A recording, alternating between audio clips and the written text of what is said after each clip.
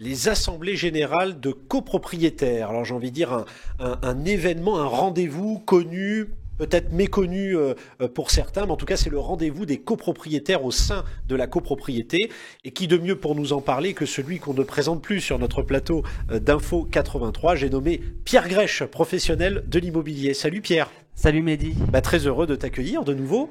C'est un plaisir partagé. Voilà pour ce rendez-vous. Alors, rappel pour nos téléspectateurs, c'est le rendez-vous, on peut dire, mensuel. C'est fréquent. On a la chance de recevoir Pierre sur notre plateau qui vient nous partager son expérience et des points, si j'ose dire, d'actualité autour de l'immobilier. Et là, c'est l'occasion de parler peut-être d'un métier un peu méconnu, parfois d'ailleurs impopulaire, mais j'ai envie de dire à tort, qui est le métier de syndic de copropriété. Tout à fait. Effectivement, on est en pleine... Comme on le dit avec mon équipe, on est en pleine campagne d'assemblée générale. C'est la période. C'est la période durant laquelle on fait le plus d'assemblées générales. Donc tout le monde est au charbon, on est à 2000. Et je me suis dit, nos clients copropriétaires, tes clients copropriétaires sont en train eux aussi de recevoir leur convocation d'assemblée générale. Et puis je me suis mis à leur place. Des clients le jour où ils reçoivent leur pli en recommandé, qui sortent la convocation de l'enveloppe, et puis voilà, comment est-ce qu'on aborde ça finalement quand on est néophyte, quand on est client et qu'on a des attentes vis-à-vis de la copropriété dans laquelle on est engagé, du syndic qui est là pour aider à l'administrer. Comment est-ce que j'aborde ça? Comment est-ce que je fais pour que l'assemblée générale soit une réussite collective? Voilà, c'est un point sur lequel j'insiste énormément, c'est que c'est une réussite collective. Et quand on me parlait des assemblées générales telles qu'elles se tenaient dans les années 70, 80, encore dans les années 90, c'était un rituel, un rendez-vous qui était important pour les copropriétaires. Bien sûr. À l'époque, le syndic, sa parole était porté, sacré, écouté. C'était un moment de respect entre copropriétaires et avec les professionnels qui aidaient à tenir l'AG. Et puis, donc moi j'ai commencé à travailler en 2007. Mais j'ai assisté à mes premières assemblées générales, j'étais pas encore majeur, c'était dans les années 2000, 99, 2000. Voilà, les gens du cabinet familial, les gestionnaires commençaient à m'embarquer en assemblée, je découvrais tout ce monde-là. Et puis j'ai vu au fil des années le climat un petit peu changer et surtout les assemblées générales se déserter. Oui. Comme une désaffection pour ce rendez-vous. Et c'est allé crescendo jusque dans les années 2018 et je me suis posé beaucoup de questions par rapport à ça. Alors j'ai eu 3 réponses. La première qui a peut-être un désintérêt pour la gestion collective de l'immeuble. Quand je dis ça, il n'y a aucun jugement de valeur, c'est-à-dire que la société a beaucoup évolué vers peu plus d'individualisme. Donc je m'occupe de moi avant de m'occuper de la collectivité. Bon. Aucun jugement de valeur, c'est une photographie sociétale. Le deuxième élément, c'est que les nouvelles générations d'actifs ont énormément de charge mentale, finalement. Et ont peu d'espace disponible dans leur vie pour se consacrer à de nouvelles obligations et préfèrent consacrer ce peu de temps libre ou de temps de charge mentale libre à des activités de loisirs de divertissement, et de bien-être. Et le troisième élément, qui est l'élément à titre personnel, qui me touche le plus, c'est que l'ambiance générale des assemblées générales s'est dégradée. C'est-à-dire que c'est beaucoup devenu un lieu de règlement de comptes et de shoot entre copropriétaires, parfois entre les copropriétaires et le professionnel en place. Et c'est quelque chose qui m'a interpellé et qui pour moi est le reflet de la société. Et d'ailleurs dans notre métier, je trouve qu'on a un vrai reflet de l'état de la société. On peut prendre le pouls de la société. Un vrai baromètre, absolument. Un vrai baromètre. Est-ce que notre société va bien? Est-ce que notre société va mal? Est-ce qu'on est en état de bien-être, d'anxiété, de défiance généralisée? Et effectivement, l'Assemblée générale, plutôt qu'être un lieu de décision efficace, c'est comme ça que je vois les choses. C'est pas tout à fait l'esprit de la loi de 65, mais moi c'est ma vision qui est très. C'est un témoignage, bien sûr. Oui. Et puis je suis très droit des sociétés aussi, donc voilà, j'ai une approche qui est une assemblée générale, c'est fait pour prendre des décisions. Et je reviendrai sur la notion de débat un petit peu après. Et c'est devenu, au lieu de cela, plutôt un lieu de passion. Et il y a beaucoup de gens qui ne vont plus, et c'est des témoignages de clients, charmants au demeurant, préoccupés par leur copropriété, qui me disent je ne vais plus aux assemblées générales parce que voilà, c'est un lieu de règlement de compte, il y a trop de violence verbale, ceci, cela, et ils veulent pas prendre sur leur temps libre pour vivre ça. C'était voilà, autour des années 2018, c'est le constat que je faisais, puis je constatais à côté de ça, dans mon équipe, en parlant avec les confrères aussi, une usure professionnelle chez les gestionnaires de copropriété. Oui, à cause justement de ce diagnostic, Ouais. de cette évolution. Alors, je vais dire vraiment pour les téléspectateurs, là, on a dressé un bilan qui peut effrayer, mais disons que c'est l'évolution finalement des mœurs qui a conduit à ce fonctionnement peut-être à tort. À tort. Et justement, en tant que professionnel, pour aider nos téléspectateurs copropriétaires, ou peut-être des nouveaux, ils se disent comment ça fonctionne, c'est rappeler que l'Assemblée générale, déjà d'une part, en plus, c'est un lieu de démocratie. Tout à fait. C'est un lieu qui est vital pour la copropriété. C'est un organe, pardon, qui est vital pour la copropriété, mais qui est aussi vital pour la pour la cité au sens large. C'est-à-dire qu'une copropriété qui est bien gérée ou qui est mal gérée, ça peut avoir un impact considérable sur tout le quartier qui l'environne, du point de vue esthétique, sécuritaire, du point de vue du bien-être des résidents du quartier. Bien sûr, l'entretien. L'entretien, la sécurité. Les exemples emblématiques, ce sont ces vieux immeubles marseillais qui se sont effondrés à la rue d'Aubagne. Bien sûr. Voilà, on peut arriver jusqu'à des extrémités ou des drames de ce genre-là. Et effectivement, la copropriété est pensée comme une démocratie. Alors ça me permet de rebondir, Pierre, de te poser la question, ou du moins de rappeler peut-être quelque chose qui est le b.a.-ba, mais de dire que d'une part, le syndic de copropriété, il travaille pour les copropriétaires. Oui. Donc déjà, il est avec. Donc comme tu dis, la simple joute parfois de s'opposer à son syndic, normalement, on devrait s'entendre avec son syndic. Et tout à fait. Alors, c'est vrai que j'ai dressé un portrait un petit peu... j'ai pris un peu les irritants qui n'allaient pas, mais pour moi, c'est important de faire cette chronique parce que l'Assemblée générale, c'est un lieu de vie et de vivre ensemble au sens le plus noble du terme. Tout à fait, c'est le diagnostic pour justement, donner les remèdes. Les remèdes. Revenons à l'essentiel. Tout à fait. Et c'est vrai qu'à ce titre, donc la loi de 65 qui régit la copropriété, avait pensé la copropriété comme une démocratie.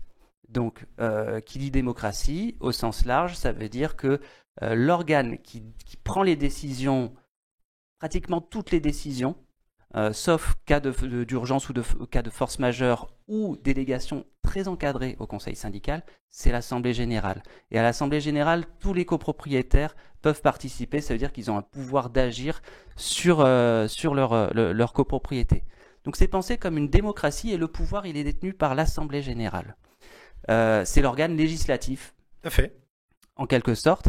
Et à côté de ça, on a deux organes exécutifs. Il y en a un qui est le conseil syndical, qui est le bras armé de l'Assemblée générale, c'est-à-dire que son rôle va être de veiller à la mise en œuvre concrète des décisions votées. Bien sûr. Dans les faits, son rôle va bien au-delà.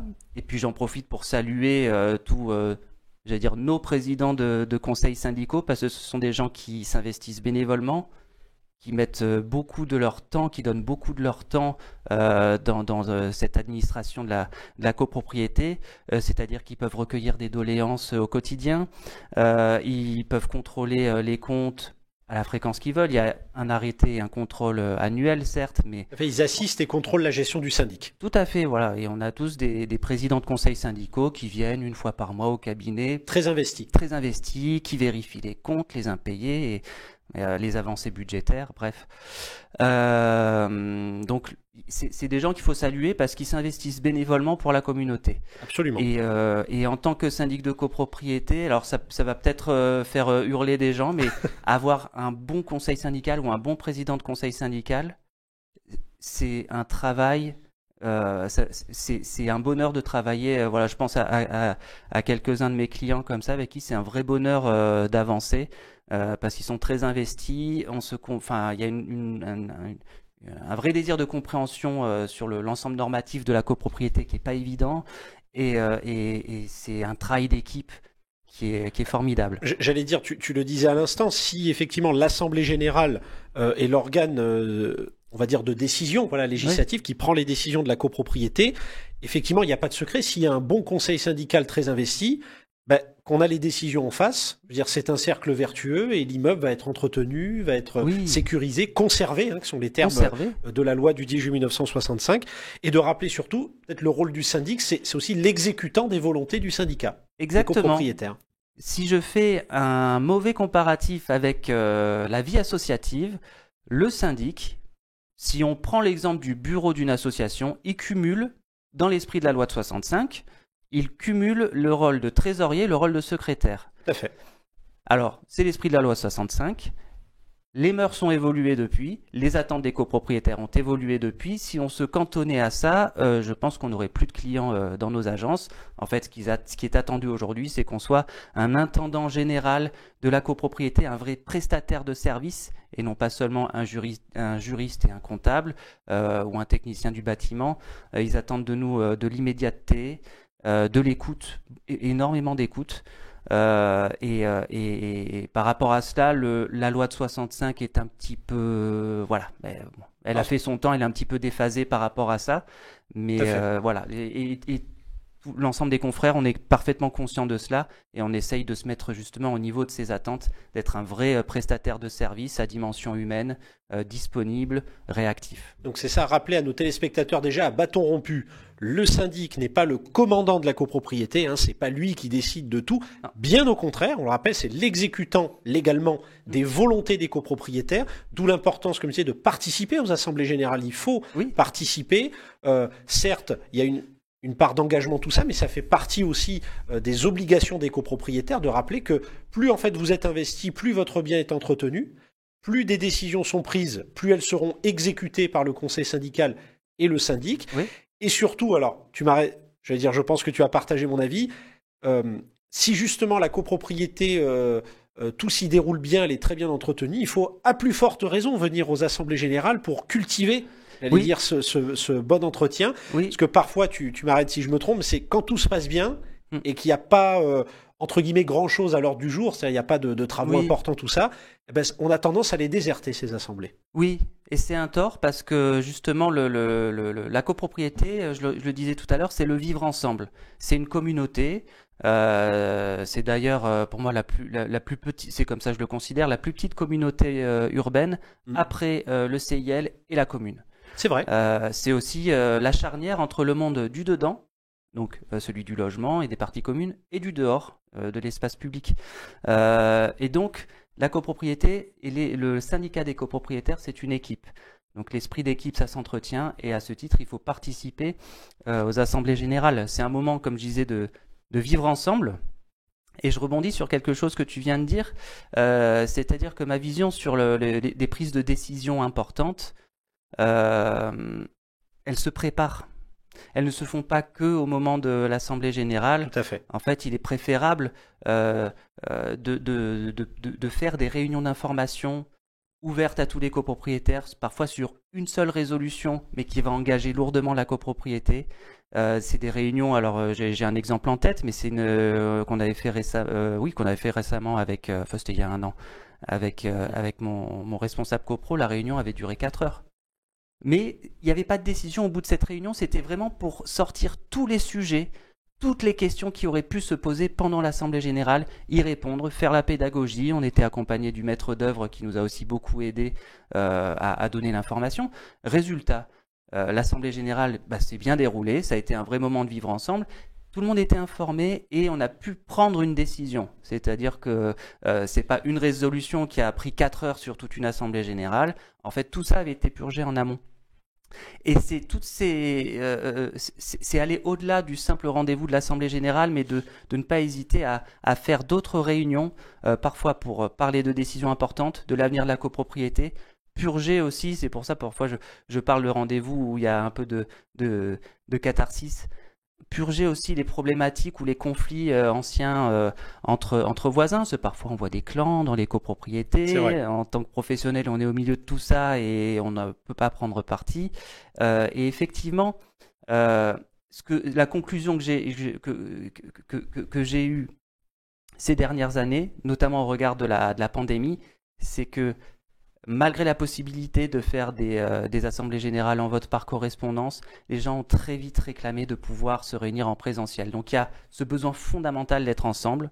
Une volonté d'échange et de se rencontrer. D'échange et de se rencontrer. Et alors justement, je vais te laisser le mot de la fin. On pourra en parler des heures, hein, bien sûr. C'est un sujet extrêmement passionnant. Mais c'est l'occasion aussi de rappeler justement l'importance de l'information en amont de l'Assemblée générale. C'est-à-dire que si l'Assemblée générale, on le rappelle jamais assez, est convoquée dans un délai minimum de 21 jours, c'est pour que pendant ces 21 jours à minima, en tout cas c'est ce que dit la loi, les copropriétaires puissent se renseigner auprès du syndic, échanger, si bien que l'AG est censé stricto sensu être un lieu de vote. Donc comme tu dis, en fait, ça, on décide avant en réalité, on se concerte avant, et le but de l'Assemblée générale, c'est pas effectivement la joute, au contraire, c'est dans l'idéal juste de voter, mais ça veut dire qu'on a eu l'information avant, qu'on a pu se décider, échanger et éclaircir les choses.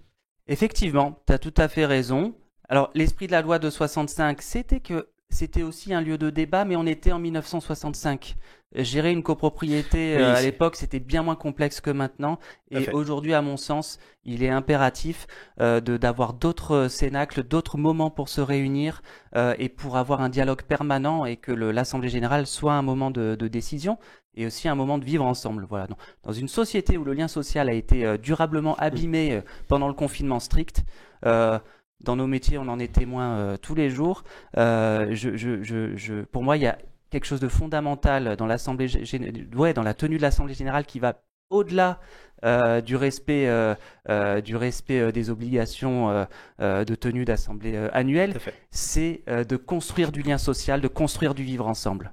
Et c'est l'occasion, j'allais dire, ce sera le mot de la fin, c'est l'Assemblée générale est le lieu qui cultive encore une survivance, on va dire, du vivre ensemble, et l'occasion de rappeler que des organismes tels que la FNAIM aussi cultivent en tout cas ce professionnel. Donc n'hésitez pas, c'est l'occasion de le dire aussi à nos téléspectateurs, le syndic professionnel doit être force de conseil, comme tu dis, c'est un intendant, il est plus que le simple exécutant, et j'ai envie de dire que le syndicat professionnel, tu m'arrêteras si je me trompe, de la FNAIM, en tout cas, cultive cette vision-là du métier. Tout à fait, c'est la vision qui est cultivée par les confrères FNAIM, c'est d'être au niveau des attentes ou au-delà des niveaux des attentes de nos copropriétaires et de faire évoluer notre métier dans le sens de leurs attentes.